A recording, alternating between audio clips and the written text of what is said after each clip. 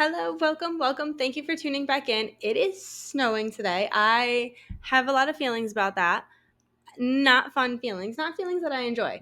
I had a much better day yesterday. Look how peaceful I was yesterday. Look how beautiful I was yesterday, okay? And now I am still beautiful today. And I'm not saying that like snow is not beautiful, but I just have a lot of feelings about it. So instead of talking about those feelings, I'm going to talk about myself instead because I realized I don't have like a recent cohesive video about like who am I? What am I doing? Where did I come from? And so I want to share just like some background, some information about the temple, some information about myself, about how I personally teach, about like how I got into all of this. I just want to put it all in one place so that when you run across a video and you're like, that is so weird. Why is she like that? Maybe this video will help you explain why I'm like that. I mean, there's a lot of reasons why I'm like the way I am, but maybe this will explain one of them. And for funsies, because why not? I'm gonna bring as many receipts in the form of pictures that I can. And some of them will be like pictures that like I took from like who I am. That's great. Some of them are gonna be more pictures of like kind of what it's like in my brain. And congratulations. Welcome to the party. Now, I am one of those people who have always been able to kind of like know that things were around. I've always kind of known that ghosts were around, but I didn't really want to know. And so as a kid, I could feel like all this crazy stuff happening because typically up until about the age of like 7, 10, around there, kids are highly connected. And then about that age, we start to get more human filters so that we can focus in a little bit more and more on the human side of things.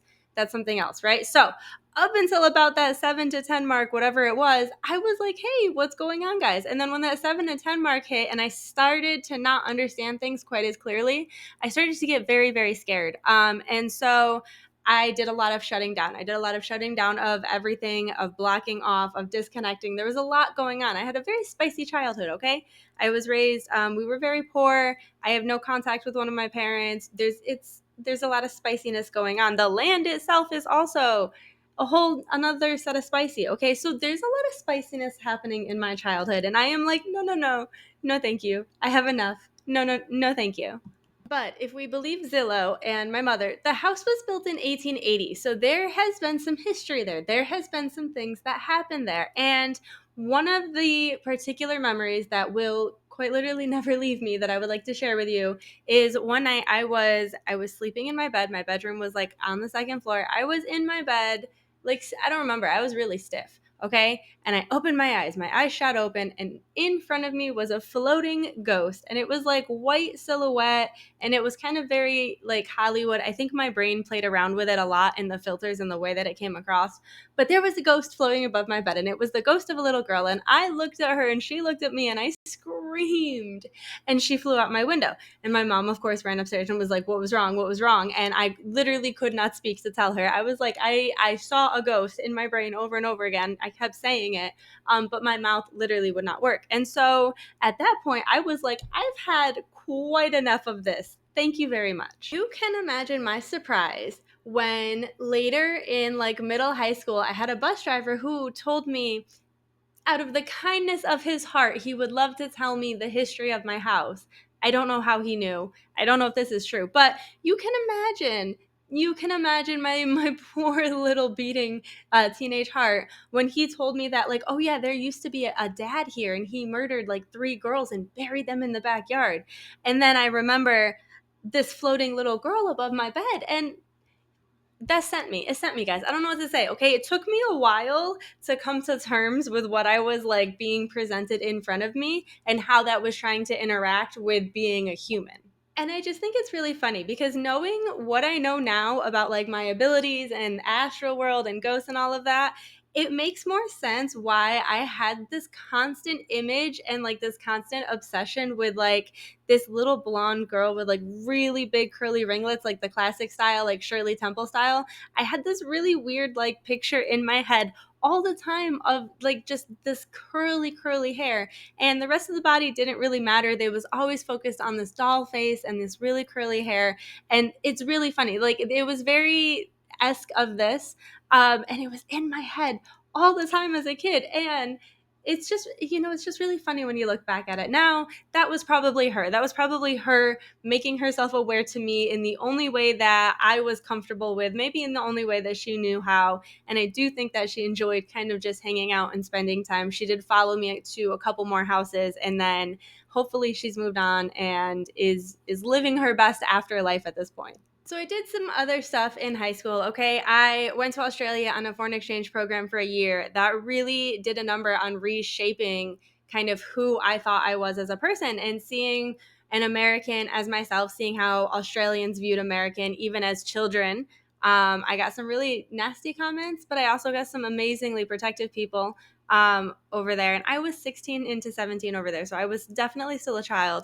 But it really kind of, when I started to enter my adult years, I entered my adult years knowing the differences between people, between the values and the norms, and I really started to appreciate those in a much different way at that point. And so that was a very key moment into becoming who I was going to become as an adult.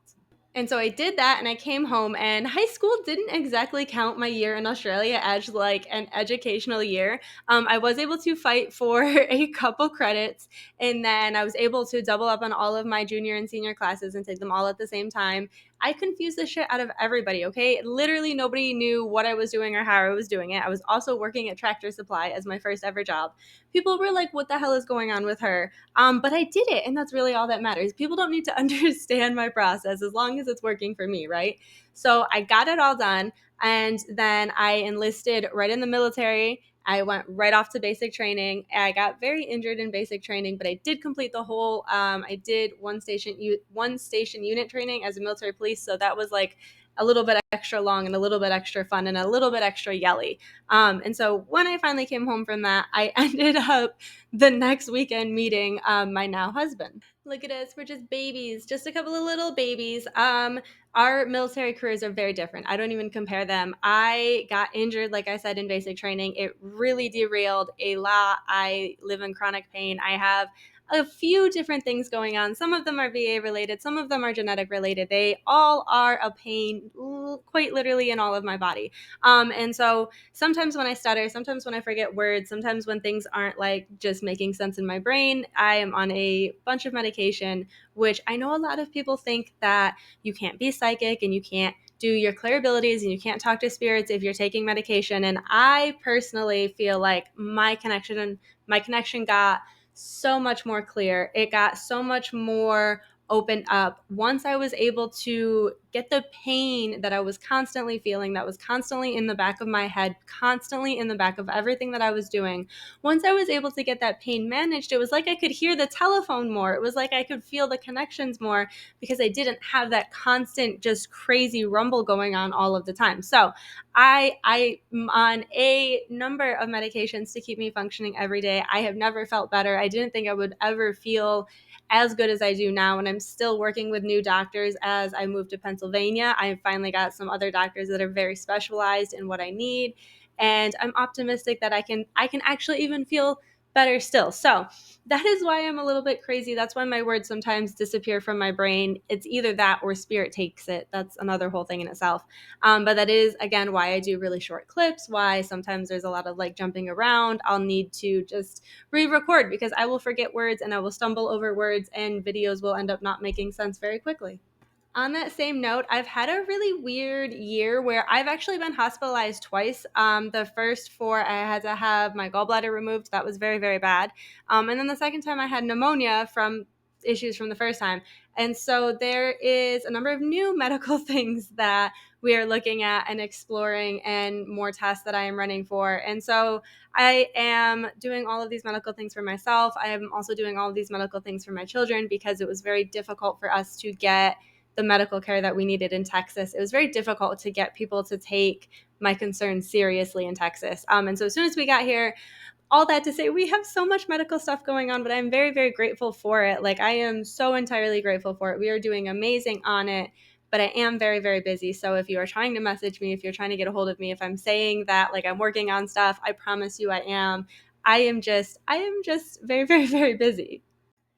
So me and my husband, the little babies, right? I am going through school. I'm getting my bachelor's in psychology. I have my DSM-5.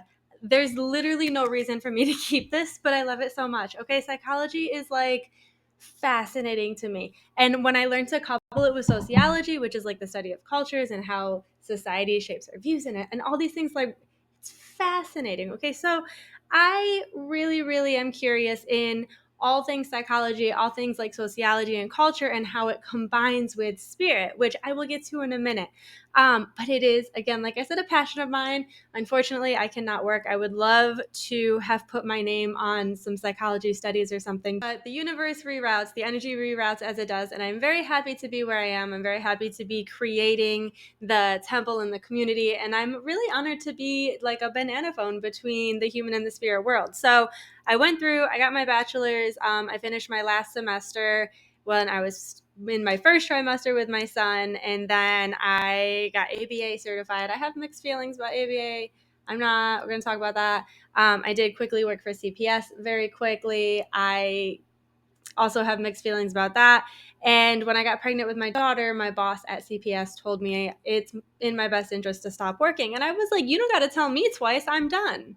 I'm not going to get into my personal reasons on why I have issues with either of them, but I would encourage you guys to just peruse Texas CPS lawsuits, specifically the one where a whole bunch of kids went missing and the court said you have 10 years to figure this out, and then 10 years went by and CPS and the courts just stared at each other. I don't know what they did. I'm not up to date on it, but I would encourage you guys to just give that one a peruse. So that's a lot of my human life on like how I got to be and think and like interact in the world in the way that I do, right? There's a lot of just really, really specific, really intricate, but monumental moments in my life that have built up to make Rebecca be the person that she was when I started my spiritual journey. So let me tell you about that now. So I told you guys about the house I grew up in. My mom still lives here. She still owns it. It's very 1880s, guys. 1880s, guys. Okay. So we have little kid Rebecca in an 1880s house. No clue what's going on. I am living in a constant state of please help me, what is going on, right? So I finally grow up. I do all these amazing things. I go to Australia. I join the military. I make it through. I do all these things, right? I'm fucking amazing. And I'm like, this is stupid. I should not be afraid of a ghost. Like, I know what I've done. I've done some amazing things. Why does the thought of like a ghost send me like straight terror shivers? Like, what is that? No, for real, what is that? That one is gonna give me nightmares. I've made a mistake with that one. That one was my bad. So we're talking like 2012, 2013. I started to really just like be a little bit curious. I'm like, okay, if I have information, I cannot be so scared, right? Because that makes sense. The more informed we are, the more informed decisions we can make, the more control I can feel like I have over a situation. That was my subconscious brain process at the time, right? Like, so I just start to dip my toe in and I'm like, okay, well, what are ghosts? What do people say about ghosts? How do we know the things that we know about ghosts? And I start learning about psychics and I start learning about mediums and I start joining some Facebook groups and just learning kind of through word of mouth that way. And so that part of the journey really started off in like a really amazing way. I was connecting with people who were having similar experiences, but have maybe like figured it out a little bit more. They were giving advice.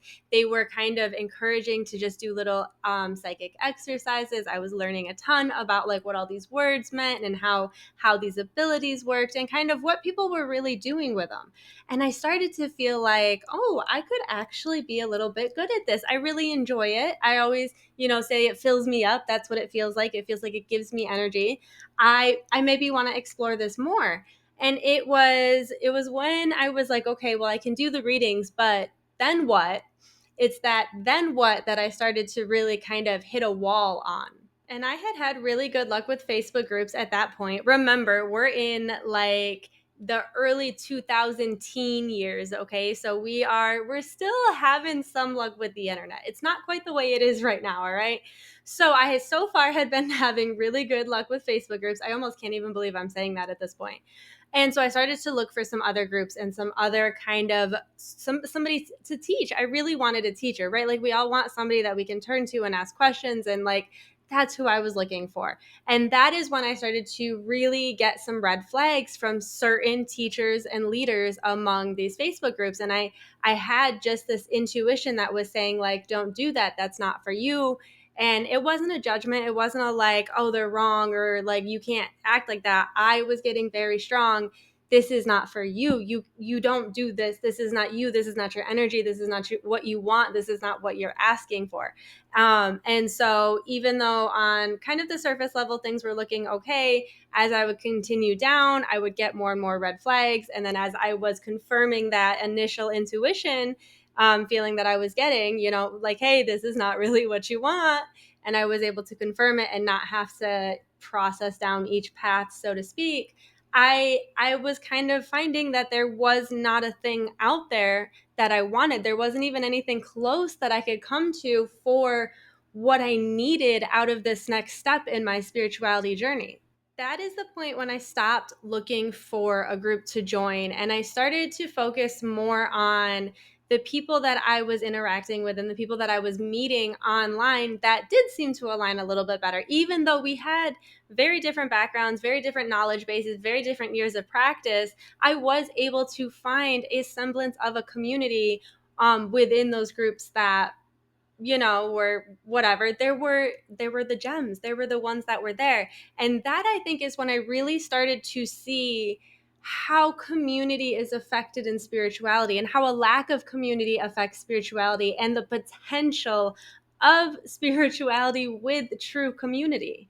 However, I didn't know what community was. I had no example of what a healthy community looked like. I am community lost. And so I have to take a sidebar, which we are not going to talk about in this video, but I have to take a sidebar, and I have to figure out what community is, and I have to figure out how I get my community, right? And we were always hearing find your tribe, but it always had that MLM boss babe vibe to it. I didn't want my tribe. I wanted a community. I wanted the things that I could feel I needed in my soul, in my body, and who I am, but we're no longer there. And so I had to figure out why they were no longer there, where they went, what I needed. And so I'm doing this entire sidebar about community.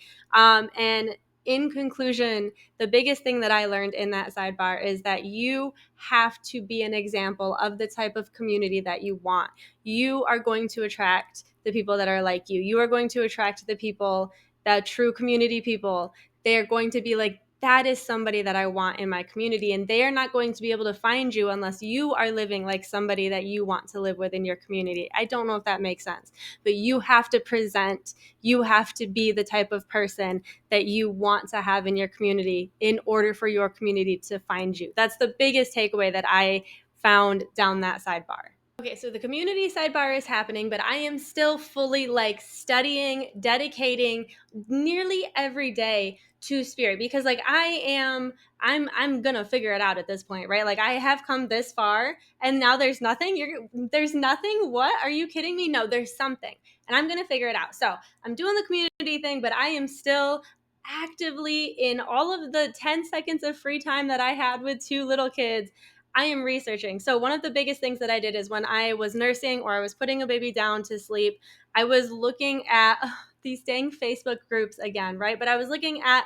Facebook groups, and I was reading comments, and I was seeing what people were saying. I really was not interacting, but I wanted to know what people were saying. I wanted to know what the consensus and the many, many non-consensuses were. I wanted to be informed so that when I came across information that I was seeking out in the future, I would have some sort of idea of what they were talking about. Because I don't know if you guys have noticed, but spirituality in general has about 1 million different words, and they all mean the same and exactly different things. There's no one common language among spirituality as a whole. And so that in itself was an entire battle that I had to try to figure out how to navigate as well. Now, let me just give you the cliff notes of my spirituality journey. Okay, so I started out doing really what I call earth level readings, and I call them kind of that earth level because they're spirits that vibrate closer to Earth's vibration. So we're talking your passed over loved ones. We're talking guides. A lot of times angels are involved, things like that. Those are the most common ones, right? And then I'm progressing, and I'm reading, and I'm learning what people are saying, and I'm hearing about aliens, and I'm hearing about all of these crazy different things. And at that point, I'm okay, I can't learn about all of them at once. It's too many words. I don't understand this many words. I need to focus in a little bit. And so at certain times, I focused in on certain types of beings. I made a whole little list. I focused in on ancestors. I focused in on aliens. I focused in on fae. I focused in on timelines. I focused in on conspiracies. I focused in on deities. I focused in on, like, very specifically, I've been focusing on all of this, what I'm calling the New Earth shifting, New Earth updates, the Grand Awakening, whatever you want to call it, right? And I'm just really focusing in and deciding and being active in what I want to learn and when. That doesn't mean that I just don't listen to Spirit's advice. That means that I am in control of this journey. I'm almost a little embarrassed to admit this next part, but back in 2020, I was still using Facebook groups. Okay, guys, I still use Facebook groups. Who am I fucking kidding? Okay, I'm still on Facebook groups. That's just who I am. Back in 2020, I was still on these Facebook groups and I was consuming and I was reading, and I was finding there were a lot of people that were what we called, quote unquote, waking up. They were asking questions, they were wanting to explore, and they were asking questions that I thought I knew the answers to. The simple things, the basic things, like how do you ground? What is protecting? What is a spirit guide, right? Like things that I had spent the last few years really diving into and getting a lot of different opinions and thoughts and just like consuming what people are defining these things as. And so I found myself in a position where I could help answer some of these questions. I could help be, and this is the key part here, I could help be for these people something that I never had. I could be for somebody who I wish somebody had been for me. And I just have that part of me. And I know not everybody has this part. And I don't blame you for not having this part, because, like, it can fuck you over. And I've had to learn a lot of lessons. But I have this part of me where if I can do this thing and it costs me nothing, why wouldn't I do that for you? If it costs me nothing, if it just takes me an ounce of my time that I'm sitting down anyway, and I can make a difference, why wouldn't I do this thing? However, like I said, I did get burned. I got burned quite a lot. I learned very quickly that there are a large group of people that are very, very quick to take advantage of anybody that calls them a psychic. And there are, of course, a ton of people that call themselves psychics that are literally just scammers. They are trying to scam you. And so I learned very quickly some of the concerns that also are presented within the spiritual community when I reach that next, we'll call it the next step, the next phase of my spiritual journey. This is really the phase where I learned that whole, like, well, if it doesn't quote unquote cost me anything, why wouldn't I?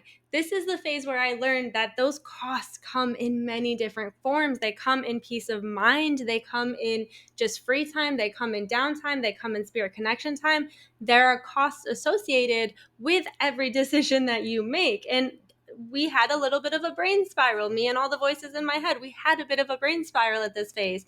And quite honestly, you kind of just have a brain spiral, I think, at every phase. That's just where we're at. And it is interesting. And you expand and you view yourself and your place within the world and your place within society and your place within the universe. You are constantly evolving and changing the way that you see yourself and your place within it. And so now I am wanting to create a space that is safe for myself and for the people that I want to kind of answer basic questions to. I'm trying to play around with how I can create this safe space. And the answer that I came to is that I can just make a small group chat. I had a couple people that I just already knew in real life, in human. I knew them and I felt like they were safe. And I said, hey, let's just all make a group chat. Let's make that community, right? Let's just chat. You guys can ask questions. I can answer questions. You guys can help answer each other's questions. You can validate each other. We can just create a community to help us kind of expand and learn together.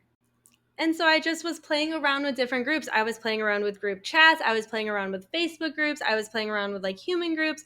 I was playing around with community to try to find what is going to work, to try to find how I can be for somebody who I wish I had, right? Because nobody was there for me and I want to be there for other people. I don't want people to have to go through what I went through if I can do something about it, right? If I can, with my cup that is already overflowing, give more and do something about it, I want to, right? And so I'm playing around. It's filling me up. I'm giving energy. I have cup overflowing and I'm trying to figure out what is going to work. And I learned that there is never going to be one thing that just always works. So at this phase, I am really learning how to kind of be a leader. I y'all, I didn't sign up for this. I'm just trying to help people, right? And people need a leader, and I'm trying to learn how to be what people need. And so I am learning that there's never one thing that works. There's never two people that are going to be exactly the same. And I am learning to let things go when it is time to let things go, that I don't need to hold on to every person that I help. I don't need to hold on to every group that I create. Things are allowed to exist for a time, and then that energy is allowed to move on to become something new. And so this is a hard thing for me, guys. Like, to me, this phase feels like failure, and it feels like failure over and over again. However, I'm learning about that energy, because what else I am learning at this time is how my ability works. I have been practicing with my abilities so much so that I'm really starting to find and see the fun little intricate details. So as I am really just dealing with that failure energy, I am also starting to see with my abilities energy flow off of those quote unquote failed objects, those failed groups, and flow into something new. And that is again really changing the way that I am seeing myself and the place within the universe and my place within the community and the energy that I am bringing and offering. Now, it has taken me a really, really long time to understand energy and to understand my abilities in the details that I do now. But that all started back then when I started to realize that my abilities were being translated in terms of energy. And one of the things that I had to kind of let go of in order to figure that out was this concept of energy being good or bad. Energy just exists. And when I looked at energy not with a purpose, not with a consciousness, but with the flow of a river, with the push and pull of magnets as forces that are just existing, then I started to see more detail. I started to see my abilities shift. I started to see things open up more clearly. And that's when I was able to really start asking questions about energy and how it's constructed and how it's put together and the vibrations and the frequencies and the consciousness and all of those things. It took me a long time to get to where I am after I realized it was energy based. And I still only know this much, guys, okay? So don't give up. That's all I'm saying. I'm going to discuss the rest of the videos in terms of the way that I understand energy now. Just know that I did not just like immediately kind of download all of that info in my brain at once. It has taken me years, and I am still just scraping the surface of what is there to learn. Now, of course, as humans, we love to complicate things. We never just do like one thing at a time, right? So while all of this is going on, I am also coming to terms with the fact that I need to deal with some of the childhood stuff. So when you have kids, they trigger the childhood stuff. And guess what? I had 2 kids. They're starting to trigger some childhood stuff. And so I am doing all of the spirit things that I am talking about. But at a certain point, I decide I would like to seek professional help. I would like to seek help specifically with this thing that I didn't even know existed. Actually, do you guys want to know a secret? TikTok is the thing that convinced me to go back to therapy as an adult, because it connected me with other people who experienced what I experienced, who understood or didn't understand themselves in the same way. And they kind of guided me a little bit into what actually might be helpful, what actually might be the most life-changing advice that I've ever gotten. And it absolutely has been. That journey of seeking professional help actually was really hard. I ended up getting a doctor who was not informed in complex PTSD and ended up re-triggering my nervous system in a way that had never, as an adult, been triggered before. And it caused a lot of problems. However, what did change my life was when I found my somatic therapist, who unfortunately, because I moved states, I can't see anymore.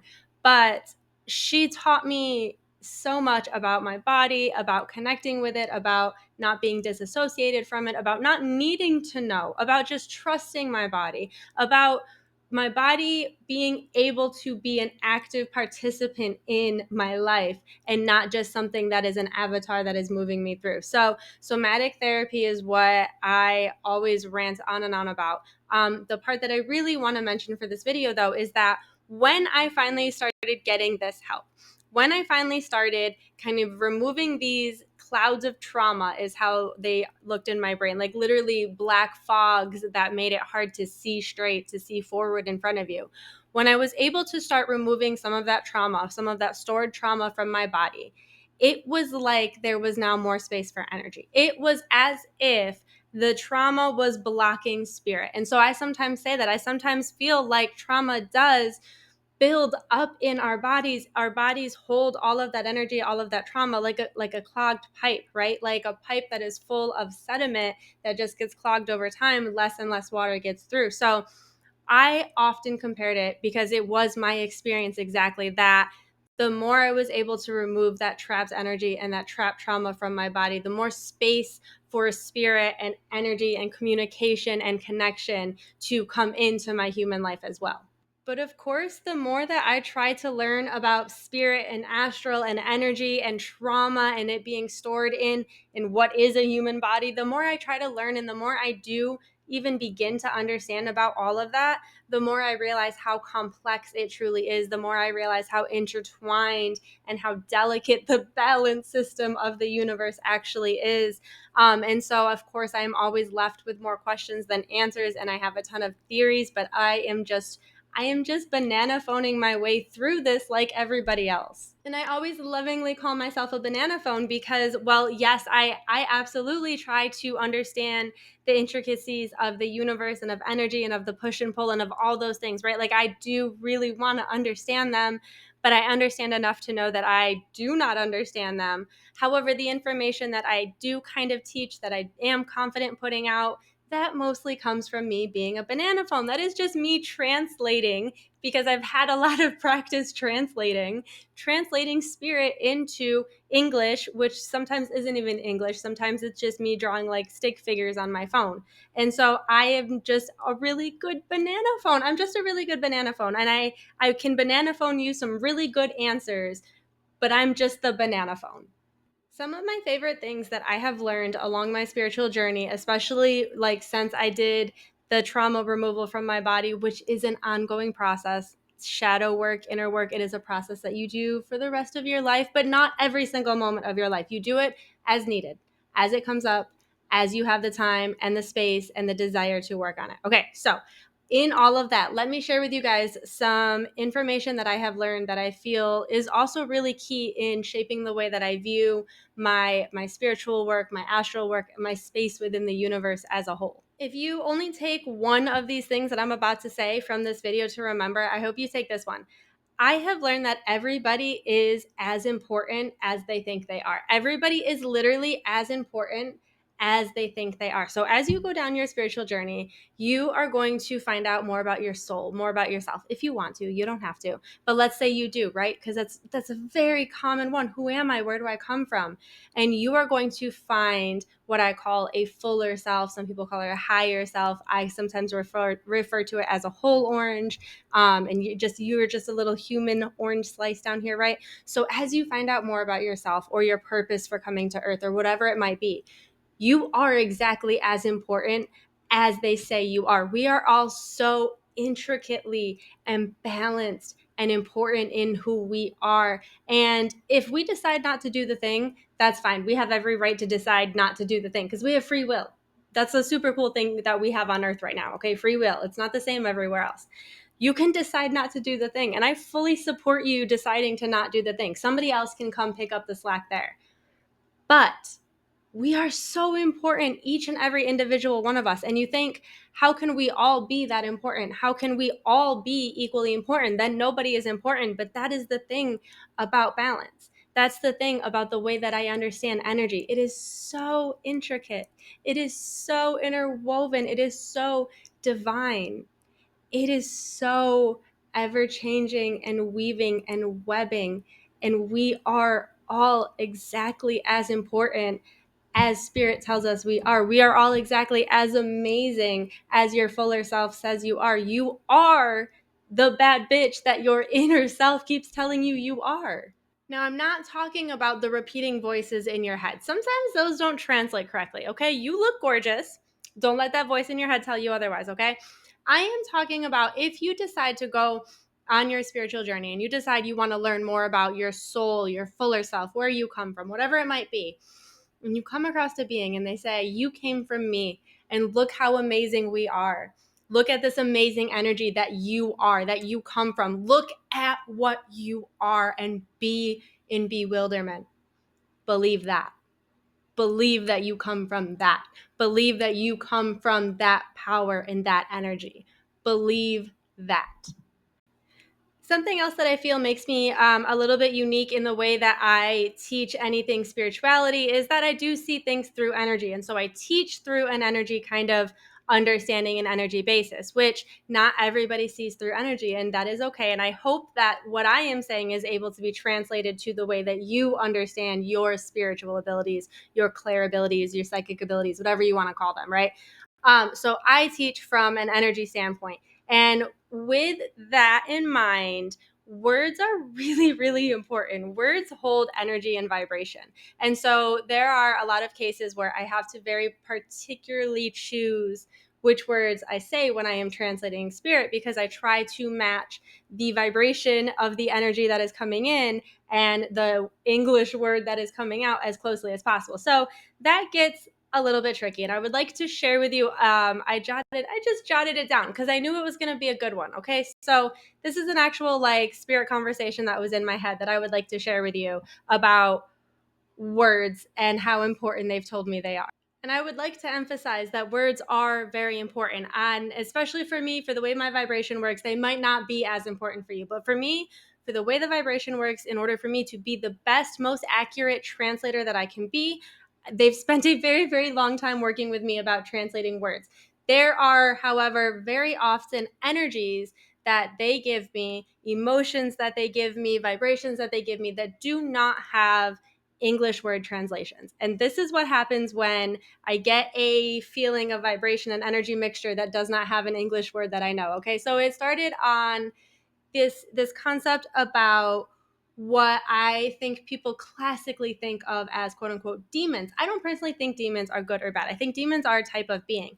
But I do think that a lot of people have an idea in their head about these like biblical demons. And so I have come across a energy of a being that matches the same energy that most people have when they talk about these like biblically quote unquote bad demons. And I've run across this energy, okay? And I'm like, oh, okay, maybe this is where that demon idea comes from, right? But I don't want to call it a demon because I don't necessarily think that demons are bad, because I think that demons are like a type of being. So what do I do? What do I do in that situation? Spirit, what are we calling these things? Now, not all spirits are created equally, okay? And maybe not everybody has the same type of spirits in their head that I have in mind. But the answer to my question of like, hey, spirit that's in my head, what are we calling these things? Their answer was twat waffle.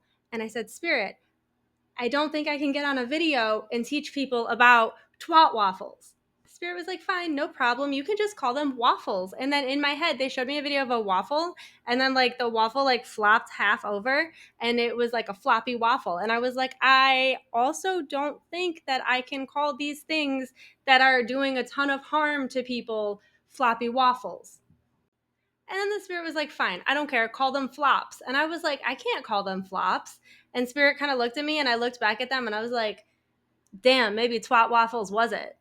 So I do apologize if you've ever felt like I wasn't taking something seriously because I was calling it stupid names. Words matter. Names are important. I'm bad at names. This is why I don't try to name things. The spirits in my head give me really bad names, really good names. They give me a lot of names that I'm not sure I can say. I know that much. Now, we are all different. We're built of different energies. We're built of different things. We have different spirits in our heads. And we're all going to have things that we are just more or less pulled or drawn to. So, for example, I am very deeply connected with the ancestors. I have a very deep bond with Gaia. And so, the way that I see energy, the way I feel the ancestors, the way Gaia speaks to me and comes to me, those are all going to have an influence on who I am and the way I practice, and of course, the way I teach as well.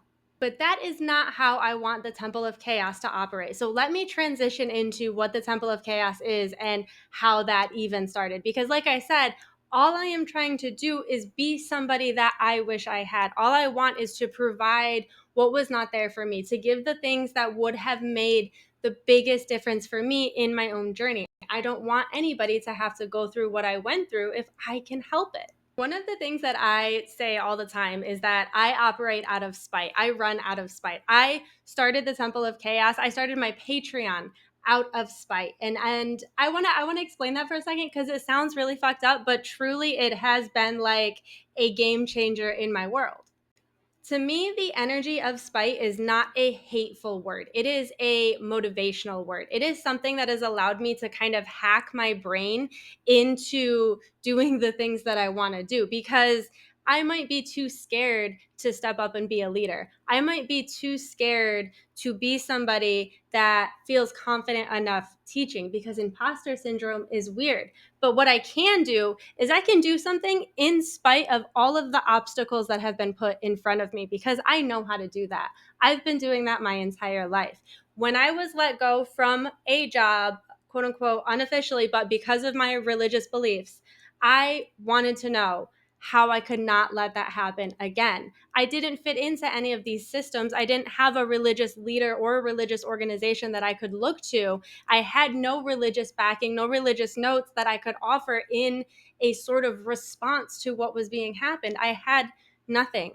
And I said, how can I prevent this from happening again, not just to me, but for all the people that I knew, because I knew other witches, I knew other pagans in that area, and I didn't want what happened to me to happen to other people. And so I wanted to do something in spite of it. I wanted to do something that let us keep being who we are, despite, in spite, all of the spites of what had happened to me. How can I make sure that we have a leg to stand on, that we are sturdy, that we have what we need to have to continue to not just survive, but thrive as people that we want to be?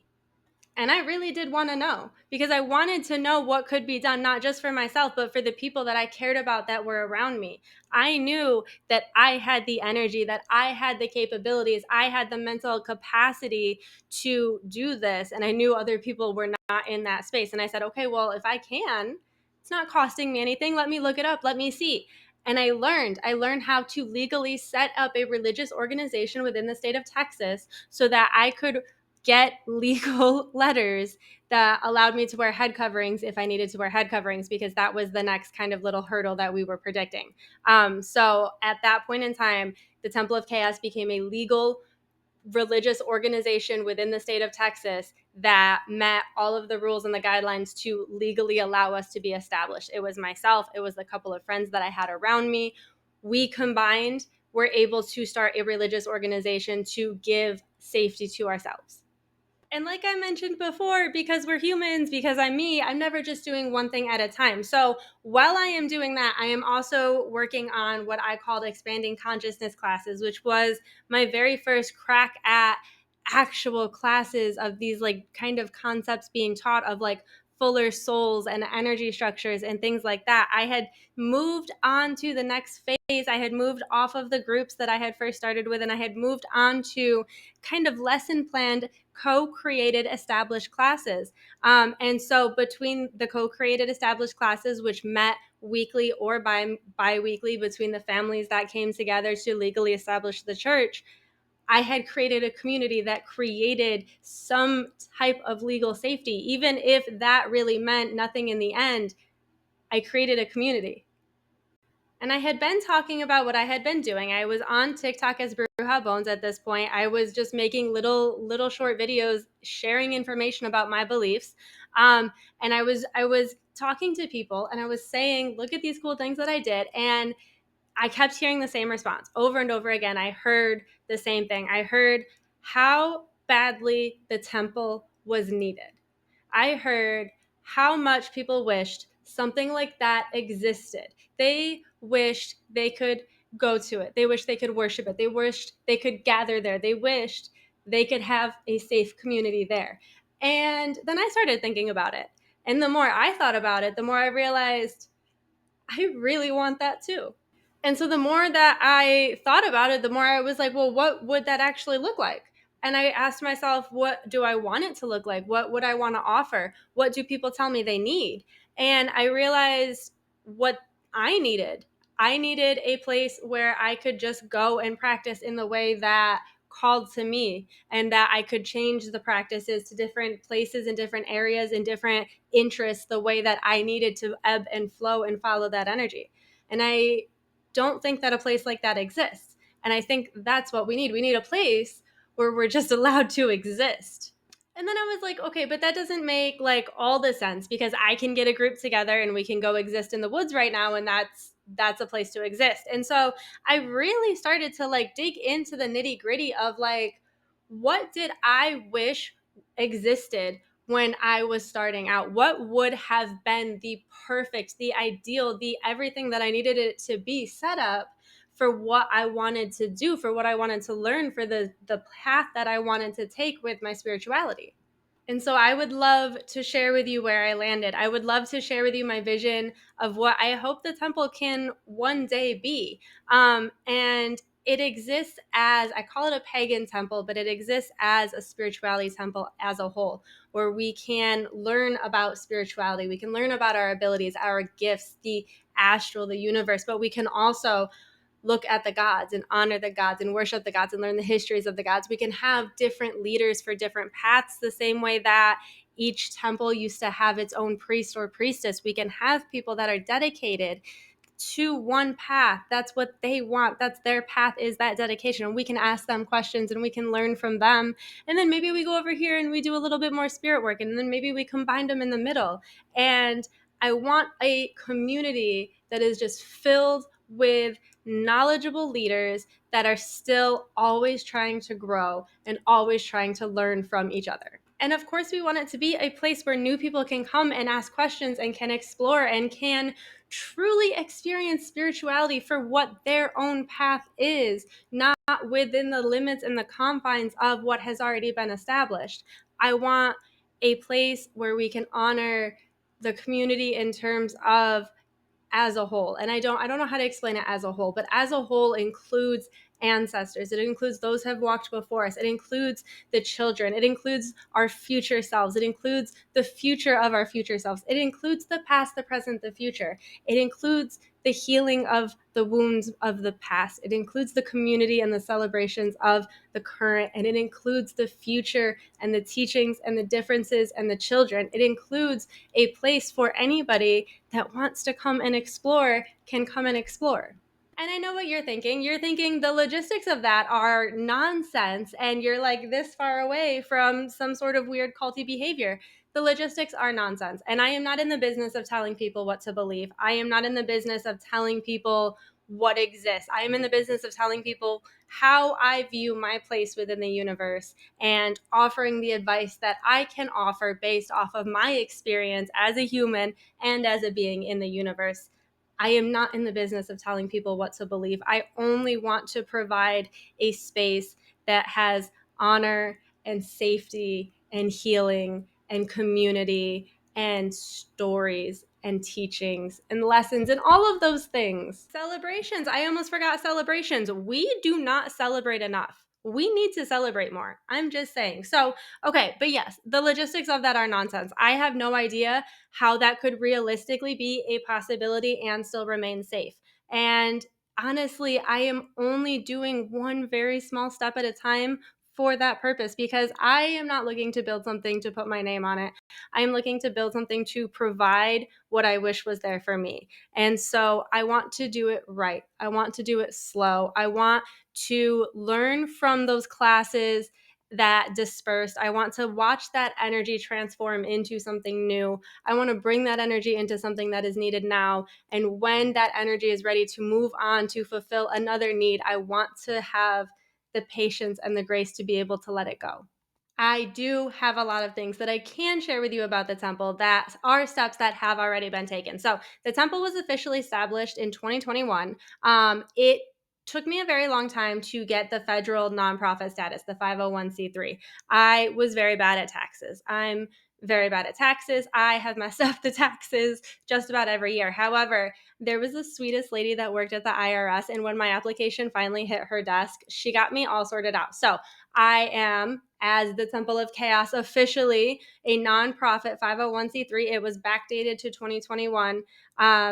We are officially registered. We are officially established. We are an official nonprofit religious organization. I have been able to get as much information as I can realistically get out there in terms of video. I was using TikTok for a while. Now I use Patreon. I'm transferring some of that over to YouTube. I am slowly gaining a team. I am gaining people that are trusted members within the Temple of Chaos that are helping both on the front ends and on the back ends. We are offering small groups of mentorship. We are testing out practice reader programs. We have 101 classes we are building. We have Worshiping Me classes that are coming up.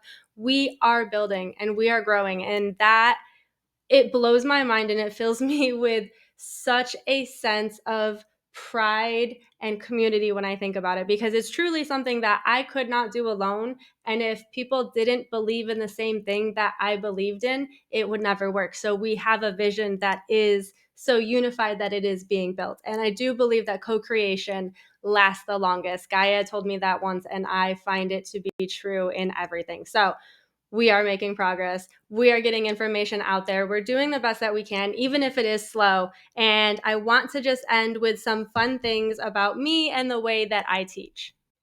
Because the whole point of this video is, I believe if you are going to really try to learn from someone, if you are going to put the amount of trust in someone that you are wanting to learn from them, you should have a good base of who they are and what makes them tick. And of course, we all have things that we do not need to share publicly, but I want to share with you guys who I am, because I want you to know where I'm coming from. And I want you to decide for yourself if I am a good source of information for you or not.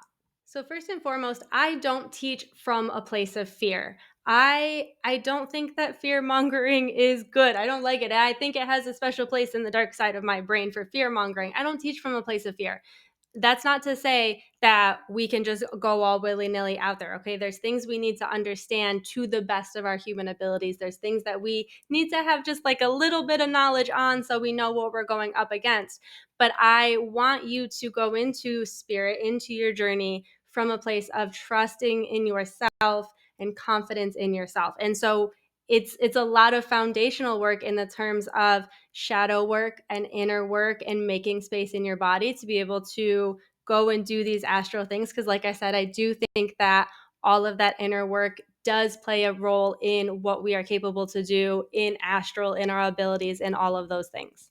I also know that I know nothing. I, Jon Snow, know nothing. I know, if there is one thing that I know, it is that I know nothing. Okay, because I am a tiny little human that is a banana phone that sees weird energy lines. Okay, I don't know anything. I do my best to understand the pieces that spirit explains to me, but I understand that I don't know anything. So when I hear a story, either be from a spirit or from a human talking about a spirit thing, when they tell me something and it is just the wildest shit I have ever heard, I take the default of believing it.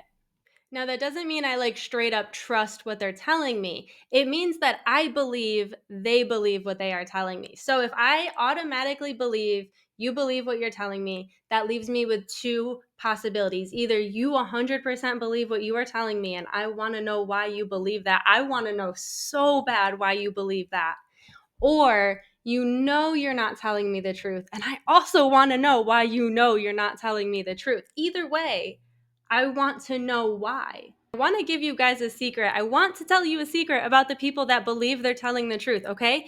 They are telling the truth. Here's the thing, the truth is situational, okay? Completely situational. Everybody's truth is going to be different. And I have seen in spirit layers how crazy ridiculous different that is. Okay, so some people have to believe one thing for their situation to work. If they don't believe this to be true, none of their other plans work out. Or if they don't believe this to be true, they don't power some type of crystal that's way over there. There's really weird things that happen in spirit, okay? But the one thing that I want to point out about the situation is, when I believed what people were telling me was true, I looked at it with eyes of seeking out information. I didn't look at it with eyes of trying to prove it right or wrong. I looked at it with eyes of seeking information. When I realized that if I stopped trying to figure out if things were true or not and started seeking information, I was able to start seeing energy come in the way that I see energy come in. And here's what I learned. The energy is coming in and it is being translated in many, many, many, many different ways. there are a million and one ways that energy gets translated, and there's also a million and one ways that energy gets to you. But back to the point, the energy is coming in. The energy is neither true nor false. The energy is neither good nor bad, but it is being translated through us, through filters, through our culture, through our beliefs, through our shadow work, through whatever. The energy is being translated in many different ways. But the people who believe they are telling the truth are telling their truth of that energy. And again, I know the logistics of this are a nightmare because there have to be safety parameters in place. So, how can everybody be telling their truth and yet everybody still be safe is a really, really big concern that I hope everybody has. But I do also have a belief that if we are able to heal, we won't need to have such concern. If we are able to heal ourselves through our shadow work, through our inner work, if we're able to release and see ourselves more clearly, we'll be able to see the world around us more clearly. I do think that the biggest hidden key we can find to the logistics of that is going to be in healing. And I know that's a lot. You're like, Rebecca, why are you giving me a lesson? You're just supposed to be talking about yourself. But listen, that is such a big part about how I operate. That is such a big part about my beliefs, about how I see energy. The way that energy comes in is not in a construct that we are used to understanding as like United States citizens. What I mean by that is we're not used to the idea of the way that I see energy. We're not used to the idea of things not being black and white. We're kind of playing around with the idea of things being gray, but we're not used to the idea of things just existing. And I'm not saying that we do not have subjectively good, subjectively bad. It's all situational, okay? I'm not saying that good and bad things don't exist. I'm saying that the way that I see energy changes the way I see myself within the universe and changes the way I see the universe and I talk about the universe. And I know that there are people out there that do not agree with me, and that is 1000% within your right. I agree with you to not agree with me. I am not for everybody. My understanding of the universe does not fit for everybody, but I do want to offer it to you if it's interesting and it's something you want to learn about.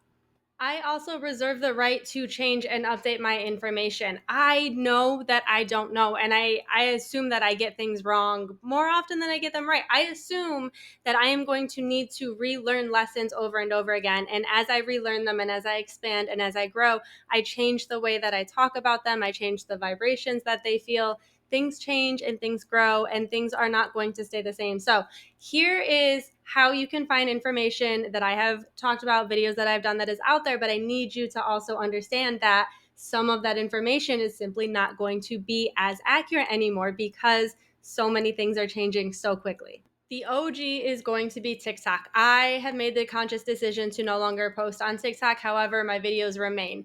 It is BrujaBones. I will link it. That is the oldest information. That is the information that is most likely going to be the most out of date. From there, we moved to Patreon. Patreon videos got a lot longer. They got 30 minutes to an hour, and the only tier that I offer is a $5 tier. I really would love to offer everything for free, and I am moving my Patreon videos slowly over to YouTube, so they will be eventually all free over there. But the way the temple finance is set up right now, the $5 a month really makes a big difference. So all of my videos are available to you for $5 a month. They are on Patreon. If not, you can hang out, and every week I'm updating new videos from the Patreon over to the YouTube. Not every single one will end up over there because, like I said, some just aren't as relevant anymore.